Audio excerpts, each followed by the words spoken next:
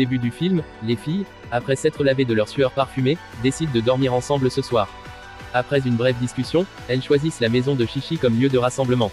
À ce moment, Haorui réalise qu'il a oublié un livre et se précipite pour le récupérer. Cependant, personne ne remarque le corps d'une fille morte au début, gisant silencieusement dans une poubelle. Pendant que Haorui récupère son livre, il entend le bruit d'une porte qui se verrouille et découvre que la porte arrière est fermée à clé. Il se précipite alors vers la porte avant, mais elle est également verrouillée. Alors qu'il est en pleine détresse, un tueur avec une perceuse apparaît, s'approchant furtivement de Haorui, dont on peut voir la silhouette impressionnante.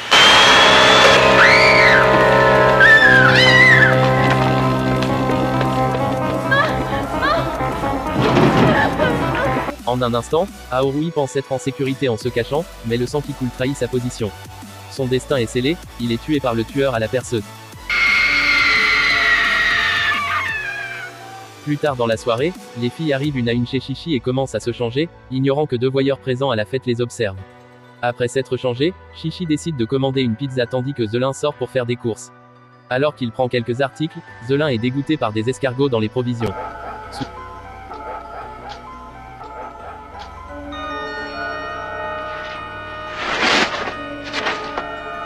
Soudain, un homme armé d'un couteau tranche un escargot en deux.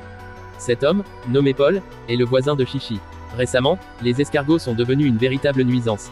Chaque nuit, il sort pour chasser les escargots afin de protéger son petit potager des ravages. Après avoir dit au revoir à Zelin, Paul continue sa chasse aux escargots, mais en un instant, il devient la proie et meurt sous la perceuse du tueur, dans une mort horrible. Au même moment, Zelin appelle discrètement son petit ami pour parler de leurs projets intimes, mais leur conversation est entendue par ses amis. Hi, Boo Boo. Dégoûtant, vraiment dégoûtant, découvre-elle. Zelin prévoit en effet de perdre sa virginité ce soir et espère que son petit ami viendra la rejoindre chez Chichi. Peu après, le petit ami arrive dans la voiture de son père, et les deux s'embrassent passionnément. Cependant, Zelin réalise que son petit ami n'a pas apporté de préservatif. Pour éviter une grossesse non désirée, elle se précipite à l'intérieur pour en emprunter un à une amie. Mais lorsqu'elle retourne au garage, elle est horrifiée de découvrir que son petit ami a été décapité par le tueur. Ses cris sont étouffés par le bruit d'une machine, et bien qu'elle essaie de fuir, il est déjà trop tard.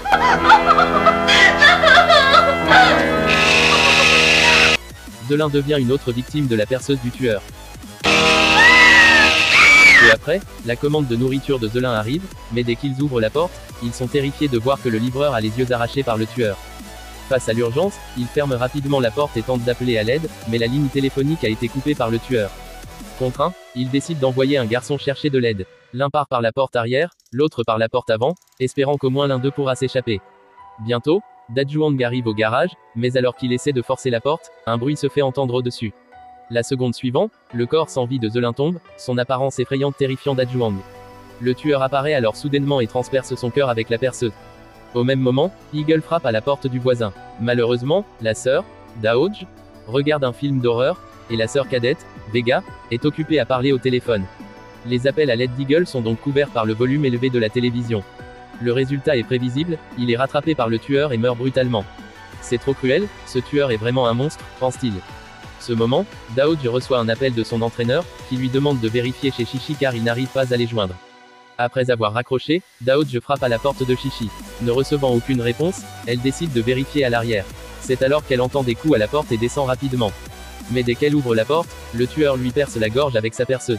Instantanément, Akachi et Kojin, qui ont failli être paralysés de peur, se sont précipités à l'étage et ont bloqué la porte avec une armoire et une bibliothèque. Cependant, alors qu'ils reprenaient leur souffle, le pervers a grimpé par la fenêtre. Le pervers s'est lentement approché, mais le bruit de ses pas a été entendu par les deux.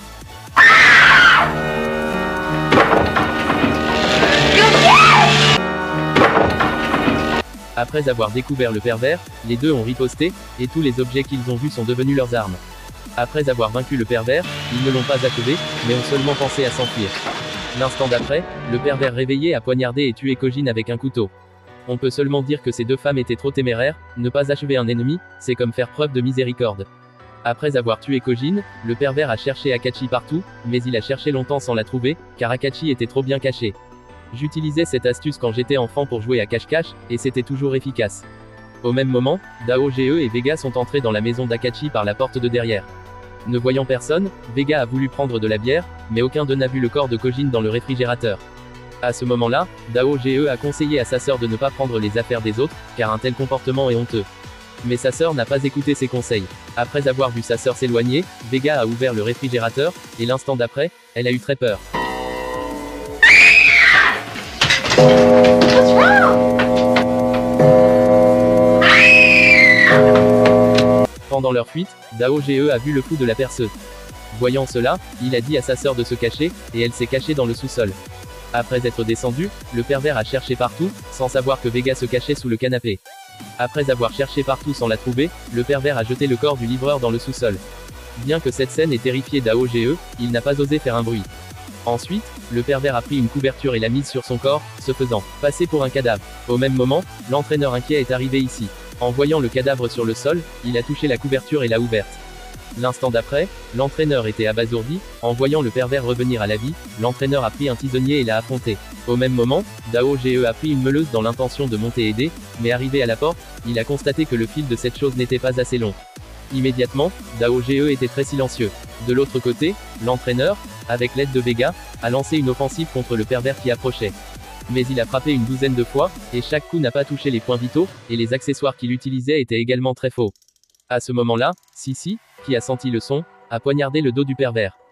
Voyant que l'étudiant était si cruel, l'entraîneur s'est précipité pour l'arrêter. C'est parce qu'il n'a pas vu le pervers tuer des gens, donc il n'espérait pas qu'il y ait des morts dans son cœur. Mais l'instant d'après, le pervers douloureux s'est levé et a déchiré le ventre de l'entraîneur. Immédiatement, l'entraîneur est mort sur le coup, on peut seulement dire que sa gentillesse l'a tué. Au même moment, Dao Ge a trouvé une épée de tueur de dragon. Juste au moment où le pervers était sur le point de tuer Sissi, Dao Ge est arrivé à temps et a agité son grand couteau pour effrayer le pervers. On peut voir que Dao Ge n'est pas une sainte. Pour ce pervers qui a tué beaucoup de gens, Dao Ge a d'abord coupé son arme, puis a continué à agiter 3 fois son couteau pour couper ses griffes de diable. En regardant le pervers furieux, Dao Ge a de nouveau poignardé son ventre. Ce coup était assez mortel, sous la stimulation de la douleur intense, le pervers qui n'a pas pu se tenir debout est tombé dans la piscine. En regardant le pervers flottant, Dao Ge a pensé que tout était fini. Cependant, juste au moment où lui et sa sœur se sont embrassés, le pervers a grimpé. Il s'est jeté sur Dao Ge comme un loup. Voyant cela, Dao Ge s'est dépêché de repousser Dao. En regardant le pervers qui étranglait le cou de sa sœur, Vega s'est précipité pour l'arrêter. Mais son physique était trop faible, et le pervers l'a assommé avec une gifle. Ensuite, le pervers a giflé Dao Ge, et au moment critique, Chichi est arrivé. Bien qu'il n'ait pas pu vaincre le pervers, il a créé une opportunité pour Dao Ge.